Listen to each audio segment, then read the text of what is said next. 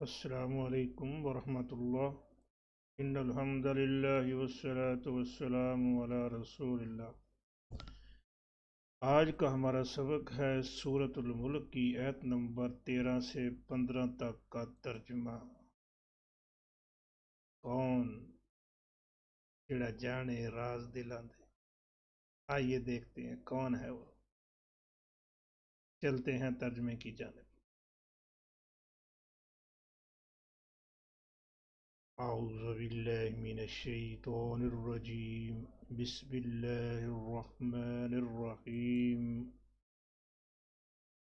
وَأَسِرُّوا قَوْلَكُمْ أَوِ اجْهَرُوا بِهِ وَأَسِرُّوا،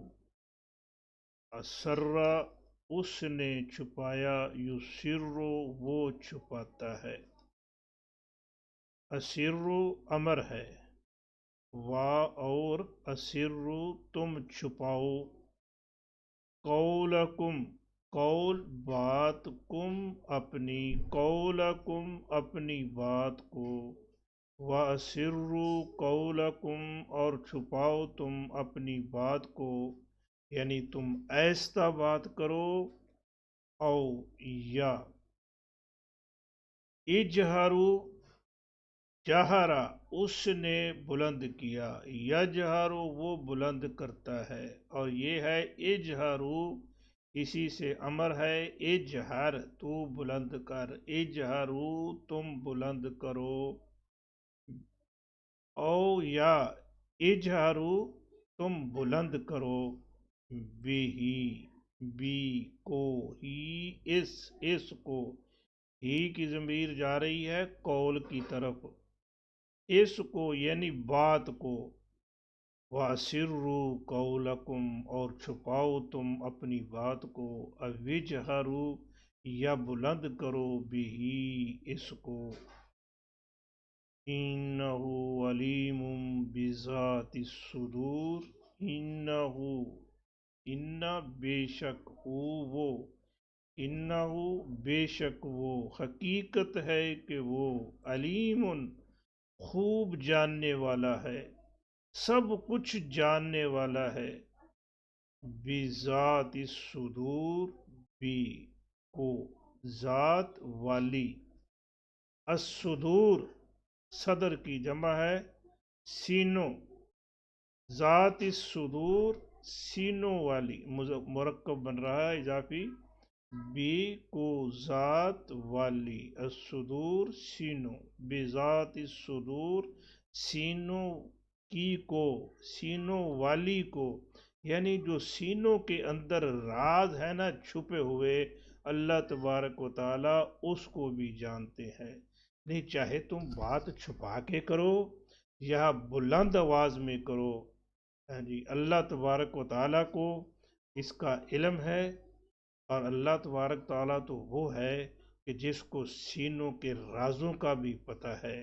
اس لیے اس سے کوئی بات مخفی نہیں ہے، کوئی چھپی ہوئی نہیں ہے، یہ اللہ تبارک و تعالیٰ کا ہی خاصہ ہے کہ وہی ہے جو سینوں کے راز جانتا ہے، دلوں کی باتوں کو جانتا ہے، اور کوئی نہیں جانتا۔ یہاں ایک سوال پیدا ہوتا ہے کہ تم بات چھپا کے کرو یا ظاہر، پوری مخلوق ایک وقت میں اللہ تبارک و تعالیٰ سے مخاطب ہو جائے تو اللہ تبارک و تعالیٰ ان سب کی سننے والے ہیں۔ الا یعلم من خلق، الا کیا، لا نہ، یعلم وہ جانے، عالمہ یعلم، عالمہ اس نے جان لیا، یعلم وہ جانتا ہے، یعلم وہ جانتا ہے، لا یعلم وہ نہیں جانتا، لا یعلم کیا وہ نہ جانے، کیا اس کو علم نہیں ہونا چاہیے، کس کو، من خلق، من جس نے، خلق پیدا کیا۔ اگر کوئی تعجب کرے، کوئی حیران ہو کہ اللہ کو کیوں کیسے پتہ ہے، اس کو چھپی ہوئی باتوں کا کیسے پتہ ہے، ظاہر چیزوں کا کیسے پتہ ہے، او بھائی جس نے اس پوری کائنات کو بنایا ہے، جس نے پوری تمام مخلوق کو بنایا ہے، کیا اس کو نہیں جاننا چاہیے؟ کیا اس کے علم میں نہیں ہونا چاہیے؟ یقیناً ہونا چاہیے۔ وہ جس نے اس مخلوق کو بنایا تو وہ جانتا بھی ہے۔ الا یعلم من خلق، کیا وہ نہ جانے جس نے پیدا کیا ہے؟ وَهُوَ اللطیف الخبیر، واہ جب کہ ہوا وہ اللطیف، لطیف باریک بھی، گہرائی تک دیکھنے والا، باریک سے باریک، چھوٹی سے چھوٹی ہر چیز کو دیکھنے والا، جاننے والا۔ وَهُوَ اللطیف، اللطیف معرف بلام ہے، ساتھ ضمیر آ گئی تو اس میں تاکید پیدا ہو گئی۔ وَهُوَ اللطیف، اور وہی ہے، واہ کے معنی یہاں کریں گے جب کہ، وَهُوَ جب کہ وہی، اللطیف باریک بین ہے، اللطیف بڑا ہی باریک بین، وَهُوَ اللطیف جب کہ وہی ہے جو بڑا ہی باریک بین ہے، الخبیر خوب باخبر ہے، سب کچھ جاننے والا ہے، ہر چیز سے باخبر ہے۔ ترجمہ پھر دیکھیے، وَأَسِرُّوا قَوْلَكُمْ أَوِ اجْهَرُوا بِهِ، تم اپنی بات کو ایسا کہو یا اسے بلند کرو، تم اپنی بات کو چھپاؤ یا اسے بلند کرو۔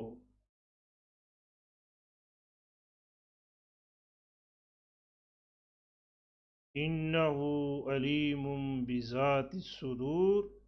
اِنَّهُ حقیقت یہ ہے کہ وہ علیم، علیم بذات الصدور دلوں کی بھی خوب جاننے والا ہے۔ الا یعلم من خلق، الا کیا، لا یعلم کیا، لا یعلم وہ نہ جانے، من خلق جس نے پیدا کیا ہے، وَهُوَ اللطیف الخبیر جبکہ وہ خوب باریک بین ہے، وَهُوَ اللطیف جبکہ وہ خوب باریک بین ہے، بڑا ہی باریک بین ہے، الخبیر سب کچھ جاننے والا ہے۔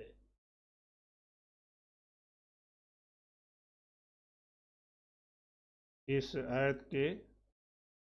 پتہ چلتا ہے کہ اللہ تعالیٰ ہی جاننے والا ہے، سب کچھ جاننے والا ہے۔ کیا جاننے والا ہے؟ پوشیدہ کو جاننے والا ہے، اور ظاہر کو بھی جاننے والا ہے، اور دلوں کے راز بھی جاننے والا ہے۔ وہی ہے جو دلوں کے راز جانتا ہے،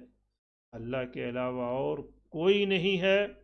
کوئی لاکھ دعوے کرے، بالکل جھوٹ ہے، غلط ہے۔ وہ کہتے ہیں نا، شہباز کرے پرواز تے جانے راز دلاں دے، غلط ہے، 100% غلط ہے۔ صرف اللہ تبارک و تعالیٰ کی ذات ہے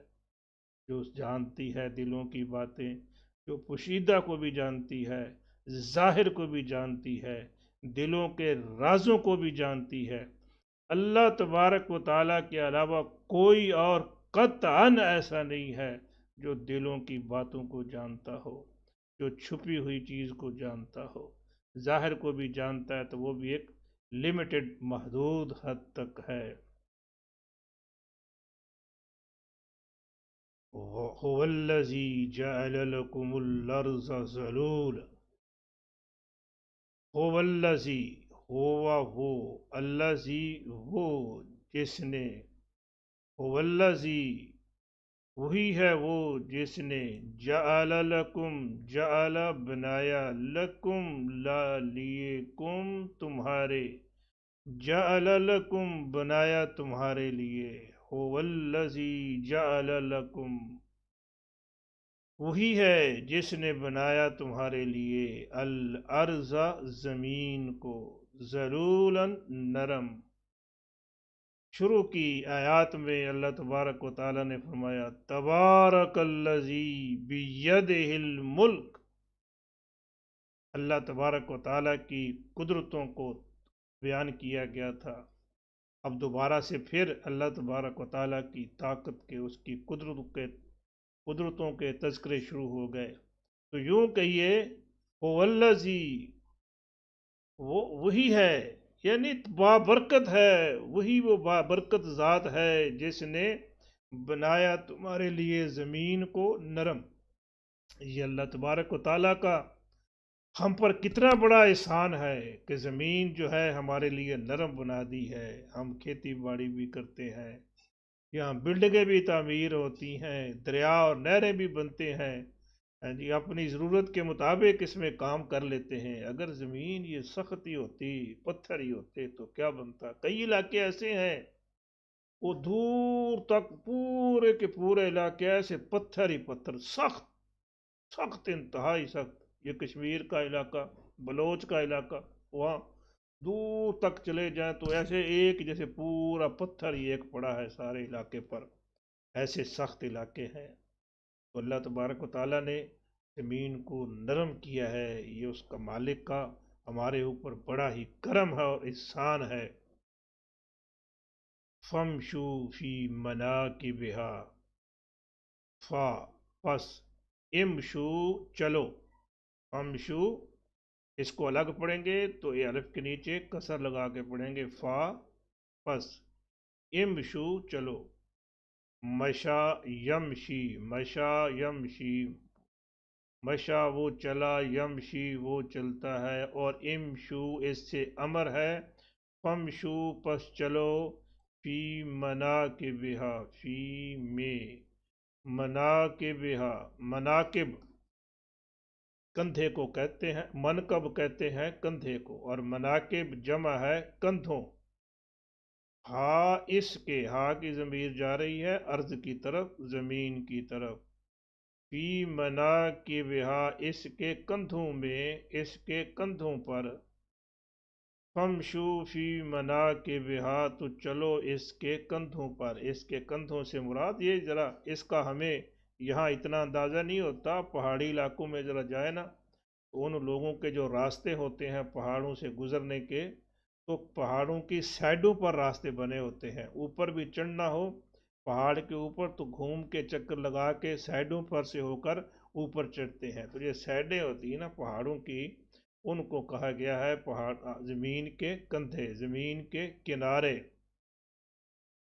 فمشو فی مناکبہا تو چلو اس کے کناروں پر، کلو من رزق ہی، وکلو و اور کلو کھاؤ، آکلا اس نے کھایا، یا کلو وہ کھاتا ہے، اور اس سے امر ہے کل واحد کے لیے، تو کھا، اور کلو تم کھاؤ، وکلو اور تم کھاؤ، من سے، رزق رزق دیے ہوئے ہی، اس کے، من رزق ہی اس کے رزق سے، اس کے دیے ہوئے سے، وَإِلَيْهِ و اور الا طرف ہی اس کی، وَإِلَيْهِ اور اس کی طرف ہے، النشور اٹھنا، النشور اٹھنا، اور اس کو ساتھ ملا کے جب پڑھیں گے وَإِلَيْهِ النشور اور اس کی طرف ہے اٹھ کر جانا، یعنی ہم نے مرنا ہے، مرنے کے بعد قبر میں جانا ہے، پھر جب جی سور پھونکا جائے گا تو سب لوگوں نے اٹھ کھڑے ہونا ہے، اور اٹھ کے جانا کدھر ہے؟ رب کی طرف جانا ہے۔ اس آیت میں ہمیں جہاں یہ بتایا گیا کہ اللہ تبارک و تعالیٰ کے انعامات، اس کی قوت دیکھی تو اس نے زمین کو تمہارے لیے نرم کر دیا، اور نرم کا مطلب یہ نہیں ہے کہ ہم اس زمین میں جو چاہیں کرتے پھریں، ہمیں کوئی پوچھنے والا نہیں ہے، اس نے ہمیں رزق دیا ہے، کہا ہے کھاؤ، لیکن یہ بھی نہیں ہے کہ رزق کو ضائع کریں، اللہ، اور وہ جو ہمارا حق نہیں ہے وہ کھا لیں، لوگوں کا چھین کے کھا لیں، لوگوں کے رزق پر قبضہ ہے۔ اگر یہ ظلم و جبر کیا لوگوں پر تو پھر یاد رکھیے